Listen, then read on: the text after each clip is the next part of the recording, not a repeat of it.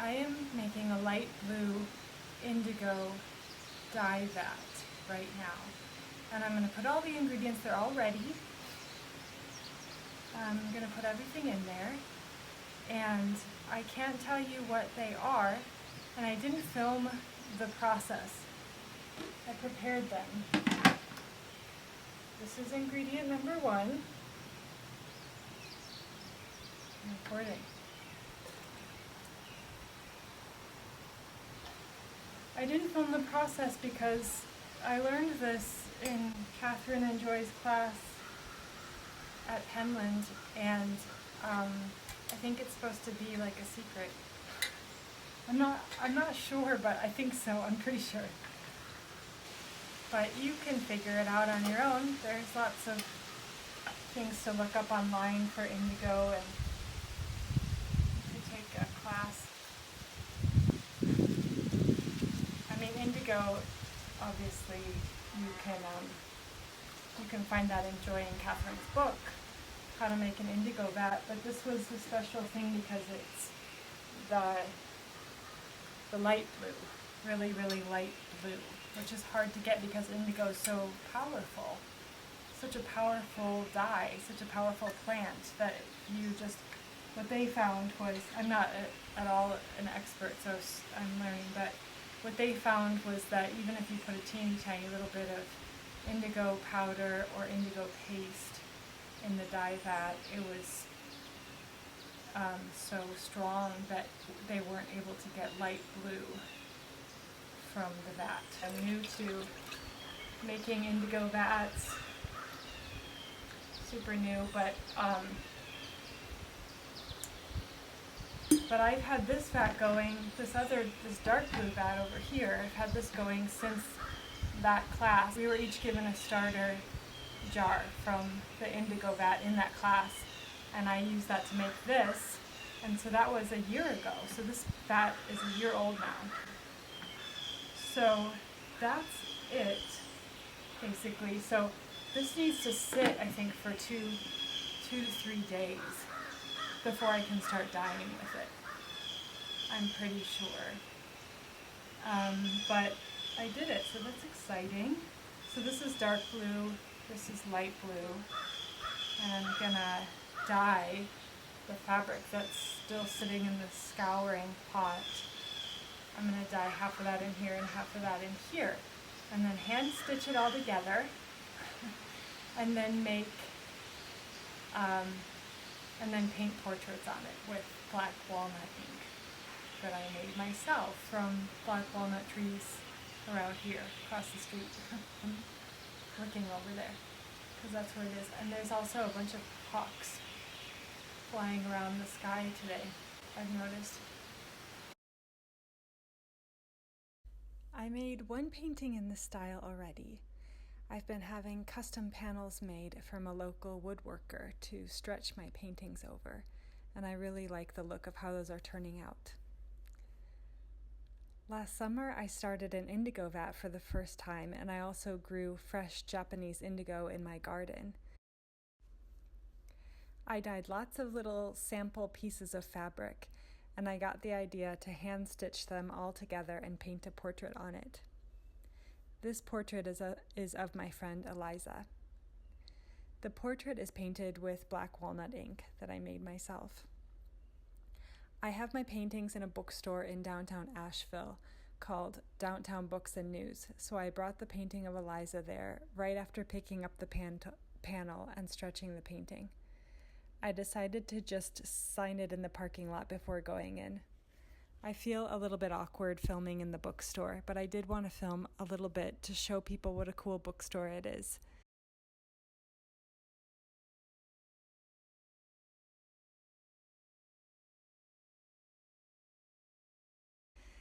I like this picture they have right by the register.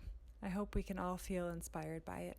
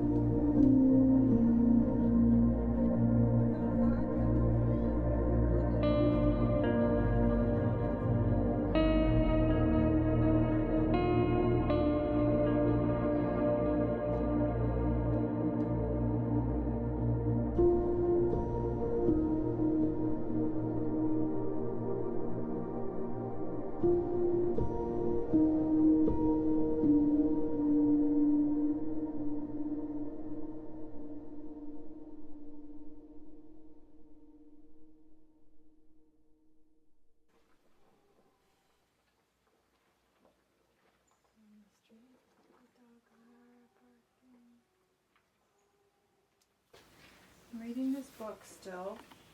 Look at how far I've gotten. This is a big book, but it's really good and helpful and definitely should be required, especially for every woman. My God, why was I not required to read this?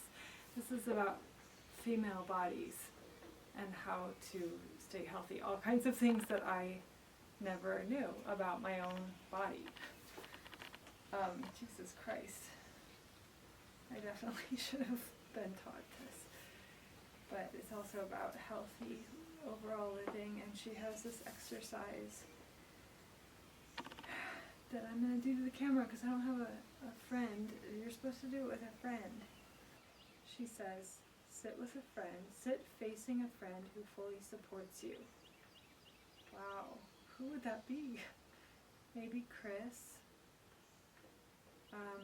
At the Commons it might be like Esha, or Rosie, or Erica. Maybe here it could be Maeve. Anyways, have this person ask you the following. It could be Pamela, actually. Have this person ask you the following. If anything at all were possible.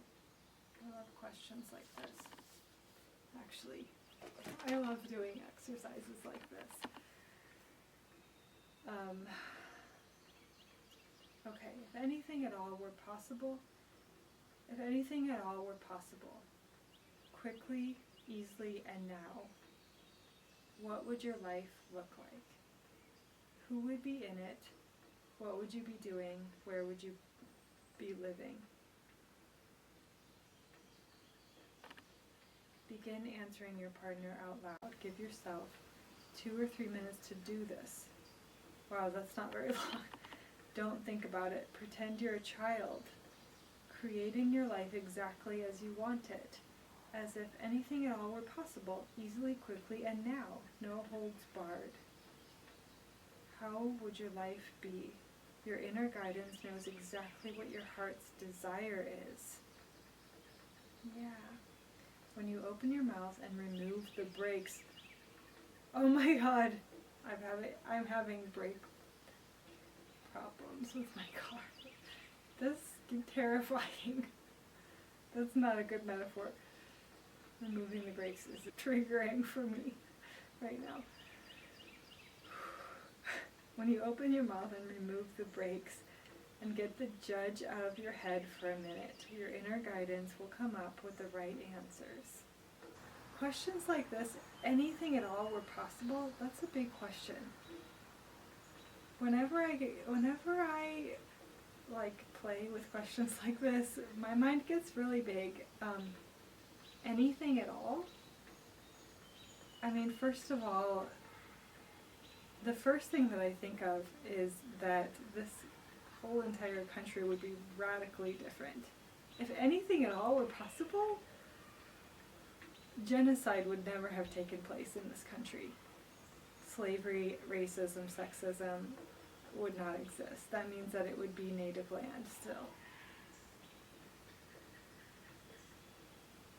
Colonization would never have happened, which means I probably wouldn't even be here.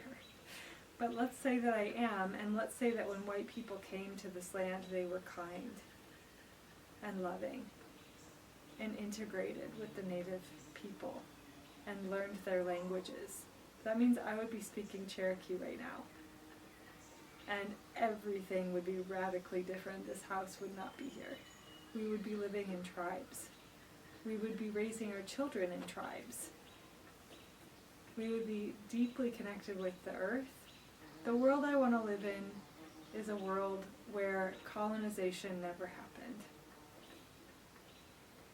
Racism, slavery, all those things, they didn't exist. We live in a way that, however, the last 500 years would have naturally evolved if white people had integrated with native people. Obviously, cultures evolve, cultures do evolve, so I'm not saying that it would be exactly like it was here 500 years ago, but it certainly would not be what it is like today.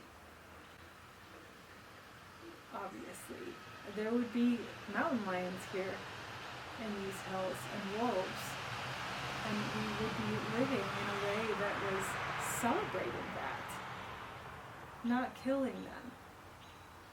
I don't want to live in this country in a way where I'm like living in a lie. I hate that feeling. I don't want to be part of it anymore. Let's say if I cross out the idea of going back in time and rewriting history, just because moving forward, people would start waking up in a real way, like en masse, like the 100th monkey kind of thing. Like suddenly people would just start being like, oh my god, we're on native land. It's really not cool. Like this country was actually totally founded on genocide. This week is Independence Day. There's a lot of like, obviously sort of social, cultural, not pressure exactly, but just sort of, I don't know what the word is, but you just kind of get swept up in like, this is what you do. You celebrate this holiday. People get together and they watch fireworks, and you know, you kind of just go, it's easy to just go along with things like that. St. Patrick's Day, like, oh, let's wear green and go get green milkshakes. I used to do that with my mom. Habitual. It's just part of our cultural, you know, but then when you actually look at what those holidays are actually celebrating, it's pretty horrific. And I noticed a few years ago that I'm just not really into it. I don't feel genuinely interested. I don't have like a heart's desire to celebrate really any of those holidays, any American holidays. I just don't really care. I mean, the Declaration of Independence, I just read that for the first time last year, and I was so shocked by how immature that document is, and just how I was just like, oh my god, this is our founding document that we're so proud of? Unfucking believable. It's a group, yeah, it's a bunch of men, you know, who, there's no women present. They owned slaves, and they're writing this document, and all it is a list of complaints about England and the king, and it does feel like a bunch of little boys got together and were super mad and wrote down all the things that they were mad about. These savage Indians. It says that on the Declaration of Independence. Savage, merciless Indians. Complaining about them. You know, we're genociding their land, and yet we're upset that they are fighting back. It was one of those things that really could have been articulated much better, because these men wrote, you know, we the people, it starts out, we the people, you know, we find these truths to be self-evident, all men are created equal. Obviously, that's not what they really meant, because, you know, that's far from what their behavior reflected. What they really meant, it's like, I just feel like I wish I could go in there and like help them write this in a more accurate way, like in a more like verbally accurate way. Like, okay, this is what you really mean. What you really mean to say is that, you know, you don't like being treated abusively, and here's all the things that have been happening and that you don't like and that you're not feeling good about, and you really feel that you deserve to be treated with respect, and you want to be treated with respect. Just say that, you know, just say that. It's crazy, the blind spot, to say all men are created equally, and they didn't mention women. So obviously, you know, it's like they don't believe that women should be treated equally, and they didn't even write that. So, but yeah, they literally don't believe that anyone who's not white, like, counts, I guess, as a person. that's equal to them. I mean, it's right there. It's so blatant. It's so blatant. I was so disgusted by that when I read it. First of all, I felt like it reminded me of a Judge Your Neighbor worksheet that Byron Katie has. It's exactly like one. It is exactly like one, and it could totally fit right into one of those worksheets. This is what I wish. If I could have anything I wanted, as a country, we would take that founding document to Byron Katie, and we would, you know, have her facilitate the work, doing the work as a country, and the turnaround. And we would do that inner work as a country.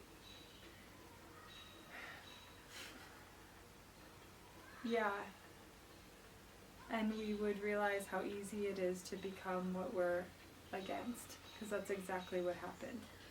And then I think I would love to see that document like ceremonially burned, just as a way of saying, you know, this is not actually what we're about. This is sick. It literally says savage, merciless Indians on that document. And that's what we're celebrating this weekend. And really that is, you know, that reflects the current state of things in this country. We haven't even begun to repair things. There must be some critter up there. That was a loud noise. It's a hard question to answer, honestly, when there's such big things that come to my mind anyways. But obviously I know exactly what I would be doing. I would be doing exactly what I'm doing right now, which is preparing fabric to paint portraits on it with black walnut ink. So that's what I want to be doing. I'm definitely moving towards that. What I really want is to have a body of work going. I'm excited to have that like going again, and I would love to be selling regularly. I also would love it if I was kind of getting the hang of like how I want to be,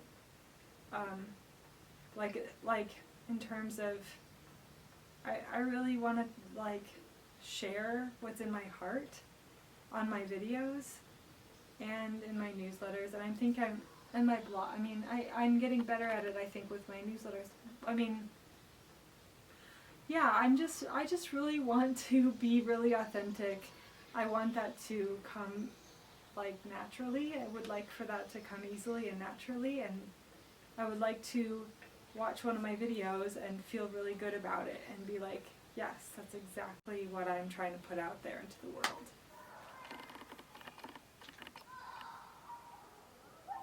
So this is going to be my next paintings. I did not do this kind of tie-dye thing on purpose. I actually don't know what's going on there, but I do know that this fabric is really old, and it's just been on adventures.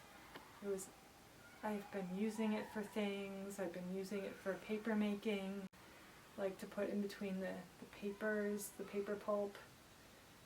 I used it for that. I've just had it in a box for a long time, and I've washed it different times, and then I had it like sitting out in water all winter long, and the water froze, and then